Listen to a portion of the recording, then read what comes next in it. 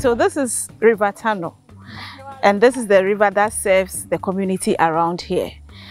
Across the river, about 5 minutes walk, is a big community, and they use this river for their daily activities. This is a good breeding site for the black fly, the simoleum fly that transmits onchocerciasis.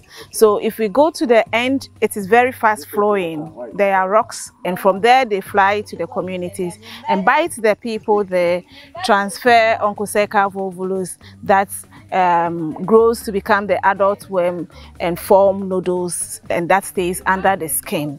And these nodules will produce the macrofilaria into the skin and cause a lot of skin manifestations that we see associated with onco, such as itching skin, some depigmentation, onchodermatitis, and atrophy of the skin. And then ultimately, if this macrofilaria enters the eye, then it causes blindness. I got to know about the disease about onchocerciasis when a team from KCCR came to verify the diagnosis and saw some nodules in us. So they told us that that is the work of the black fly, which causes the disease onchocerciasis. That's why I got to know that the disease is going on my body. In these communities here, people live on cocoa growing, and they are reasonably well doing unless they have river blindness or onchocerciasis in their communities, and therefore there is a disease burden that we need to reduce. The classical drugs like ivermectin tackle the short-lived worm larvae, which is good because it then reduces transmission, since the larvae are not there for the simoleum fly vectors to be transmitted.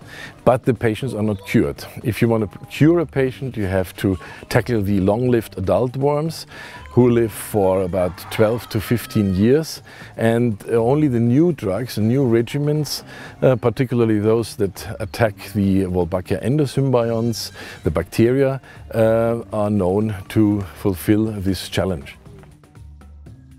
So KCCR was established about 25 years ago, and since then KCCR has been doing high quality research together with filariasis. Filariasis was established in 1998. So from 1998 up to this time, we've been doing high quality science. And then through collaboration with Bonn and Prof. Achim Hörauf. The KCCR, as the name collaborative already says, does research that has project parts from Ghana and Germany in its portfolio, and is therefore actually unique in its design, because only by approaching the work from both sides, the tropical diseases can be tackled and hopefully be brought under control. Because of the strong collaboration between Bonn and KNUST or KCCR, the part of the work that cannot be done here, we always send students to Bonn University to do. As I'm talking to you now, a master student who went to Germany this year has come back and is coming to establish a PCR technique that we don't have here. Other KCCR projects are externally funded.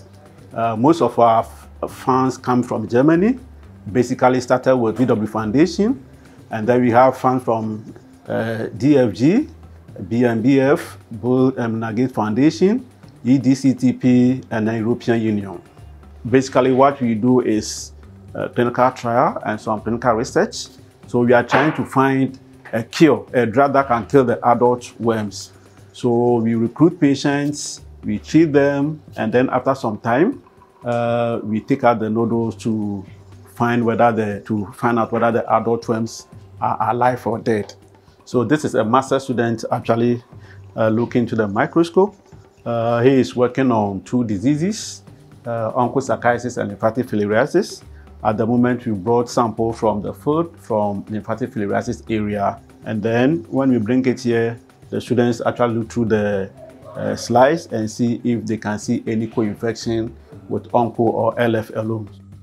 New treatment studies are underway, both with new regimens of already registered drugs, like rifampicin that we are testing in this community, for example, at a higher dose, hoping that the curative treatment can be shortened.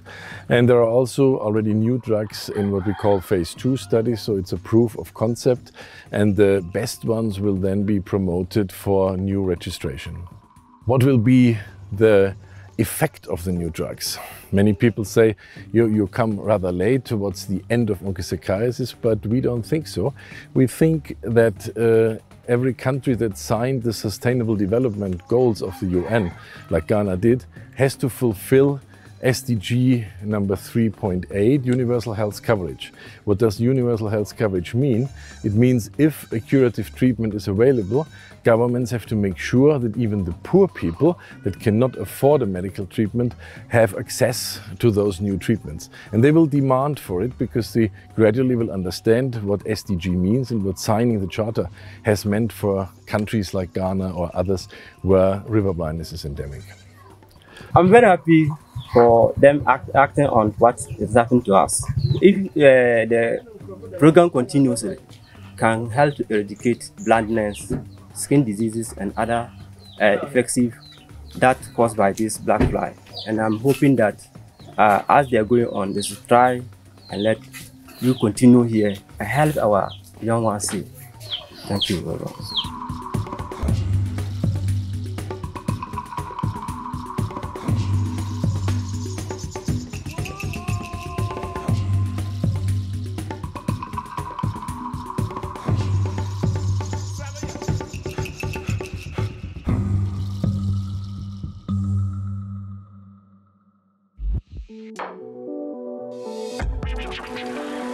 Okay.